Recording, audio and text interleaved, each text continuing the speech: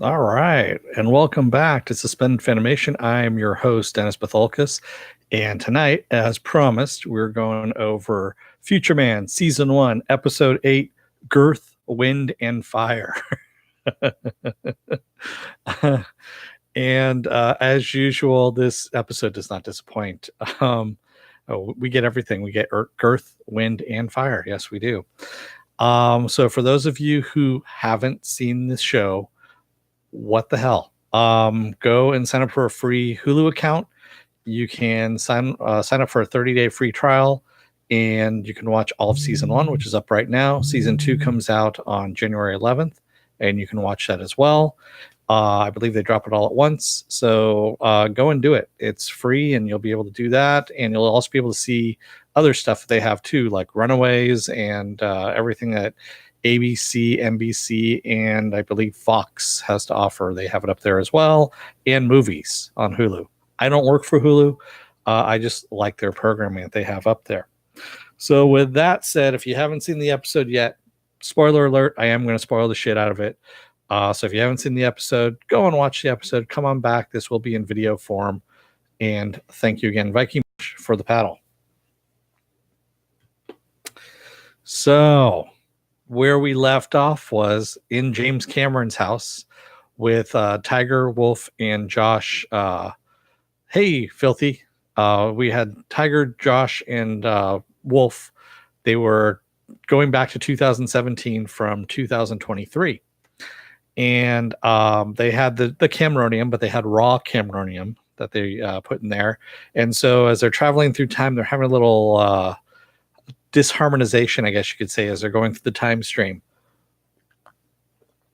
And when they arrive, they realize that Wolf's scar is gone. It's actually on Tiger's arm. Tiger's scar is gone, and it's now on Wolf's back. And there's another physiological difference as well, is that Wolf and Josh have swapped dicks. Yes, you heard that right. Penises. They have swapped penises, leading Wolf to call Josh a cock pirate. So, yes, there's some things that happen when you use raw Cameronium in that place. And yeah, they end up going back to right where James Cameron's house is going to be in the future. It's also where their stolen catering van with the dead biotic bodies are laying out in the sun there. The bodies are actually in the back of the van, but the car is laying out in the sun. So it smells pretty bad. So they don't feel like chopping up the bodies. So they decide to just blow up the van. Blowing up the van, though, releases an ember that goes out and starts a brush fire. Yeah, more on that a little bit later here. So Tiger and Wolf start making their return sacks, and Wolf wants to bring back a whole bunch of stuff, like his recipes, which he's got a bunch of, some scorpion chili powder, which he says, if you don't want to shit blood, you don't eat it.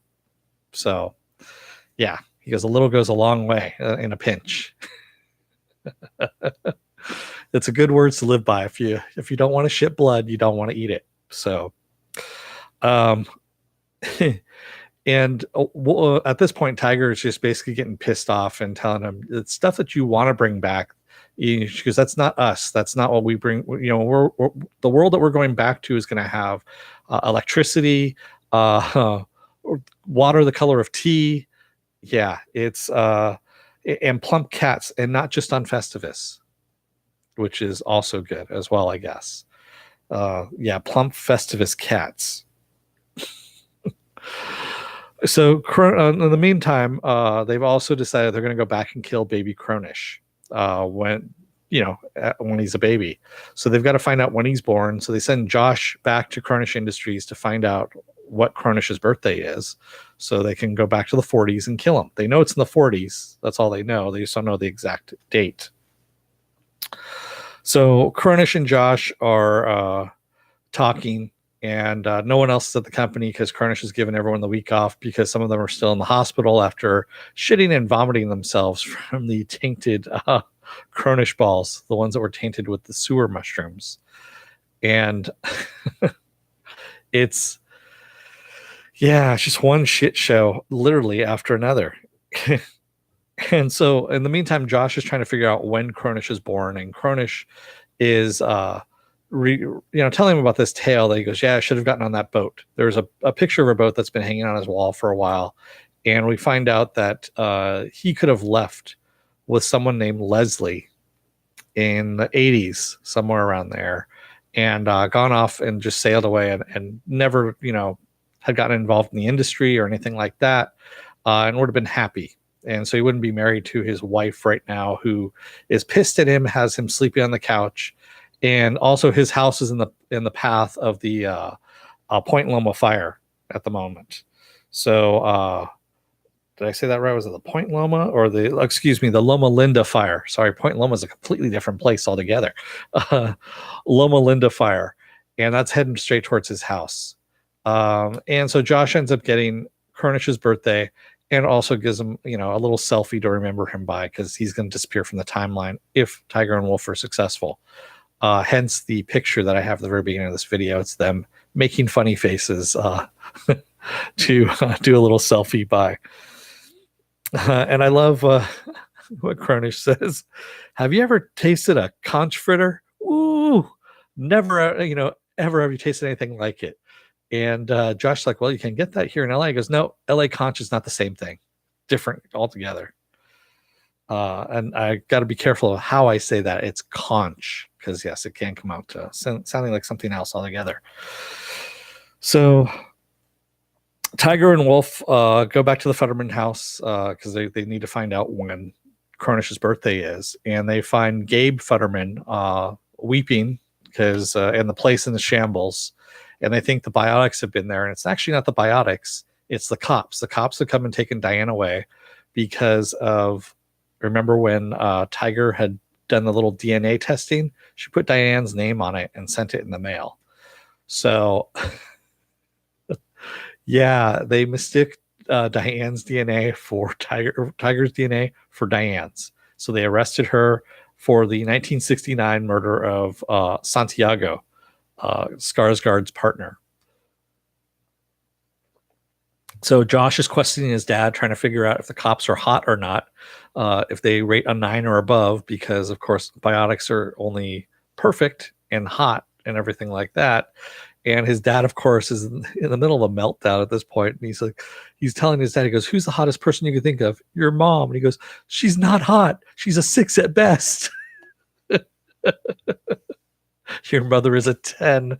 Exactly, Viking bitch. And no, she's a 6 at best. And he grabs by the collar, goes, you take that back. It's some good stuff. And of course, there's one hot cop that he goes, yeah, I think there was one, exceptionally good looking cop. He goes, I knew it. It's the biotics. And so they decide that they're going to rescue Diane from the cops, is what Tiger decides, because they've screwed up the Futterman's lives enough as it is. And they go, in the meantime, Skarsgård's interrogating Diane. And he's got her in the interrogation room, and he's whipping out the old sketches of Josh, Tiger, and Wolf from the 1969 photos, or the 1969 incident. And Diane recognizes them. She knows who they are, but doesn't say anything to Skarsgård. She's, a little smarter than most of the people there.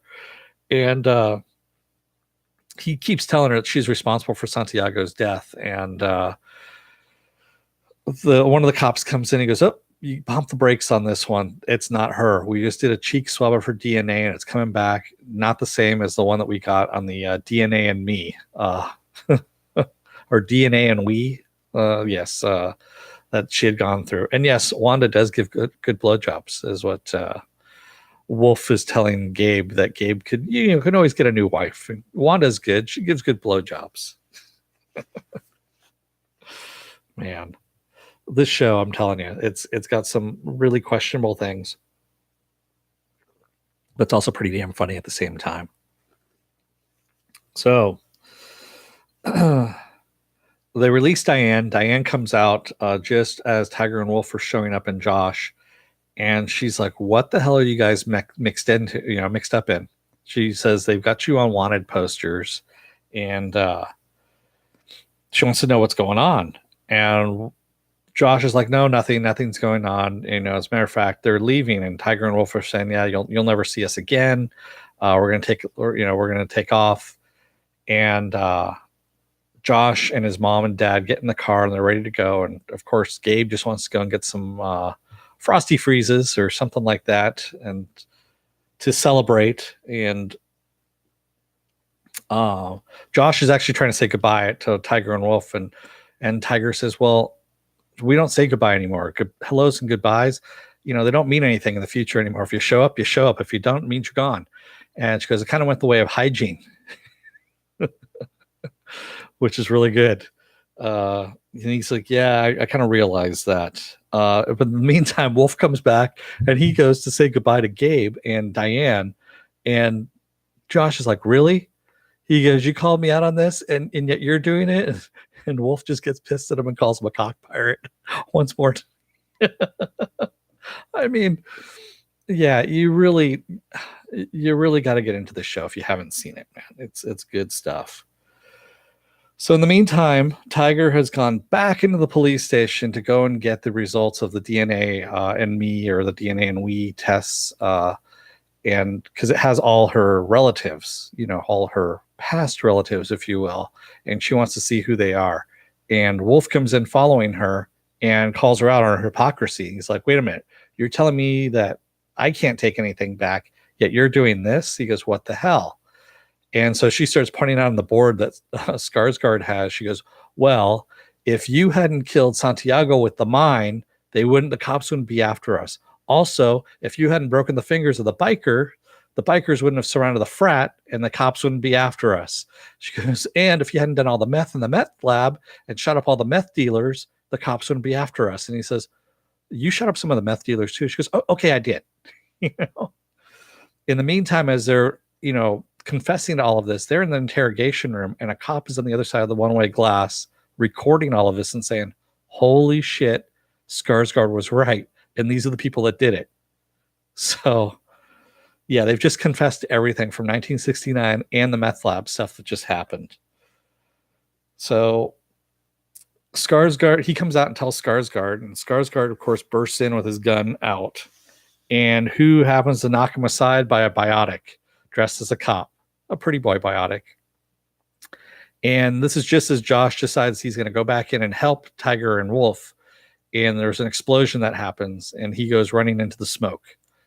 And he sees people down the hallway and a biotic searching through the mist. And he hides underneath the body in order to get past, for the biotics to get past him. And then he gets pulled into the interrogation room by Wolf and Tiger, because they're both in there waiting out the biotics. And of course, they see them through the one-way glass because they're now on the other side. They're on the cop side instead of the interrogation room side. And need to get out as fast as possible. So Josh says, "Wait a minute, I know how to get you out."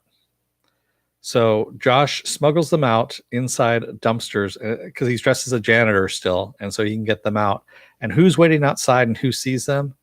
Dr. Stu Camillo, who is now sporting almost a mohawk. He still has his beard and his fur jacket. And sorry about that. And dogs barking at the neighbors. And he's been tracking them down because Josh, it took $2,000 to wash vomit out of his jacket.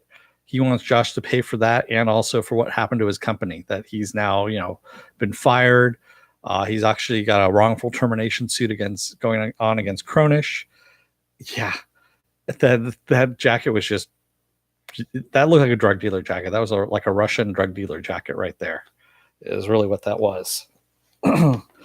And and the reason why Tiger and Wolf couldn't just transport out of the police station with their TTD was that the signal was being blocked by the biotics. So that's why they need to get out of the station. So Tiger pops out of one of the bins. She knocks out Stu with his samurai sword that he has, that he's threatening Josh with. And they jump into Stu's Hummer and decide to make a good getaway, which only goes about 15 feet before it runs out of gas. Because it's a Hummer, of course. So biotics are chasing them. Skarsgård's chasing them, and they run straight towards the fire that's happening. Yeah, and police have the park blocked off, and they're running into the park where the fire is, and the biotics end up, lassoing their legs with some micro wire. And just as they're coming up for the, to cap them off, to finish them off, that's when Wolf pulls out the scorpion chili powder, throws it in their face, gets them down, kills both biotics, and they get out of it. So they're running a little bit further because Skarsgård at this point is still chasing them. He's a little bit winded, but he's chasing them. They get to the park and TTD out of there. And Josh has given them the wrong coordinates. He has sent them to 1985. Why 1985? Because that's when Cronish was supposed to get on the boat with Leslie. So he has a different plan altogether instead of killing Cronish. And that's where we end our episode. So some really good stuff there. Haley Joel is really damn fun in this role.